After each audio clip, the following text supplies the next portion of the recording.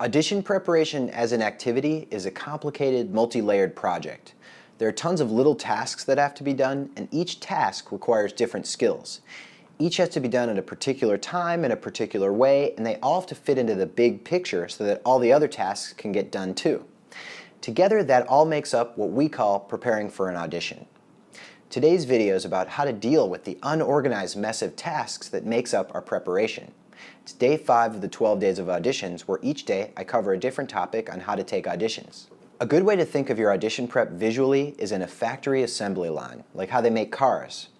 Say that at the beginning of your assembly line you have a sheet of metal. Station number 1, the sheet of metal is crunched into the shape of a car. I'm totally just making this up. Then it keeps moving on the assembly line to the next station, which is where someone screws the door handle in and someone else stamps the logo into the car. I hope no one who's ever actually made cars watches this. Your audition prep is like that too, except for you put the excerpt in on one side and then a series of tasks happen.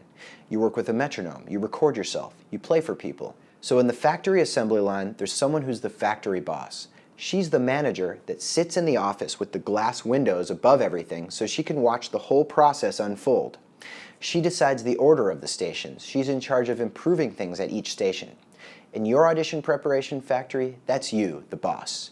You get to decide the step-by-step assembly line that your excerpts go through. And this part is where you can make your audition prep more effective and efficient so that your excerpts come out better on the other side. But at each of those stations in the factory, there's an employee who works there and is actually doing the task for each station. Someone has to stamp the logo on. Someone has to paint the car red. When you're being the worker bee, you're sitting there with the metronome working on your excerpt over and over. You're actually doing the task.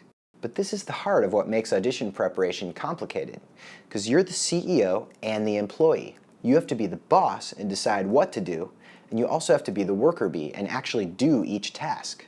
You can't only be the boss. If all you do is plan and strategize, then no actual work will happen. At some point, you actually have to choose a task, buckle down, and start working on it. But if you're always being the worker bee and you never think about how to make the process better, then you're going to hold yourself back. The point is this: you have to accept both roles and take them both on simultaneously. You have to constantly take a step back, keep an eye on the big picture, and make sure that the right things are getting done. But at the same time, you have to be committed and working hard, actually doing the tasks that you know are right. This balance is key when you're preparing for auditions.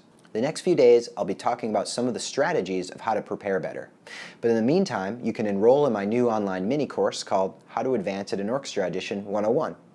See you tomorrow when I help answer the question, how many hours a day should I practice?